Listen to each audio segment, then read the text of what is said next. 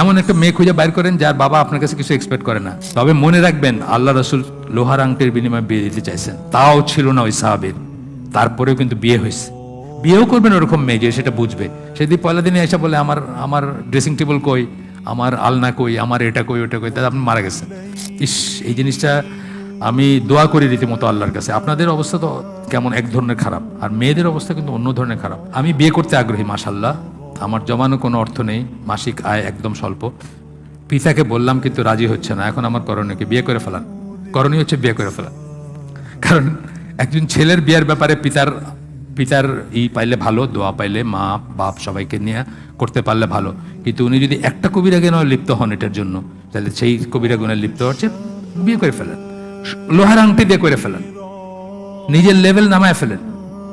এমন একটা মেয়ে খুঁজে বাইর করেন যার বাবা আপনার কাছে কিছু এক্সপেক্ট করে না, এবং তার সাথে কথা বলেন যে আমাকে জাস্ট মানে লোন হিসাবে আপনি আমার ভরণ পোষণের এটা করেন, টিল আমি কর্মক্ষম হই, তারপরে আমি সব শোধ করে দিব। আপাতত আমার ওয়াইফ আপনার বাড়িতে থাকুক, আমি তারপরে আলাদা করবো। আমার আপনার কাছ থেকে যা আমি ফেভার নিতে সব আমি পে ব্যাক করবো ইন ক্যাশ বা হিসাবে। এই হিসাবে করতে পারেন অ্যারেঞ্জমেন্ট। এটা জায়েজ, না জায়েজ যে তা না। কি বলুন? হ্যাঁ, সেটা আল্লাহ খাওয়াবেন। বলেন যে আপনি যে বাসায় চাকরানি রাখলে কি খাওয়ান?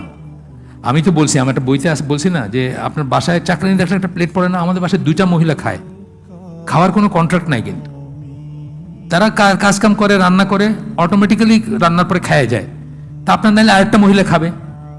মনে করেন বাসায় একটা এক্সট্রা কামের মানুষ রাখছেন, এইভাবে বললেন আব্বারে যে আব্বা মনে করেন যে একটা কাজের মানুষ রাখছেন, একটা প্লেট পড়বে, এই তো, আর কি খাওয়ার, আর কি দরকার। বিয়েও করবেন ওরকম মেয়ে যে সেটা বুঝবে। সেদিন পয়লা দিনে এসে বলে আমার ড্রেসিং টেবিল কই, আমার আলনা কই, আমার এটা কই, ওটা কই, তাহলে আপনি মারা গেছেন। তো তবে মনে রাখবেন, আল্লাহ রাসূল লোহার আংটির বিনিময়ে বিয়ে দিতে চাইছেন, তাও ছিল না ওই সাহাবীর, তারপরেও কিন্তু বিয়ে হয়েছে। সুতরাং আমরা যে বলি নিজের পায়ে দাঁড়াক তারপরে, এটা সেই ব্যাপার না।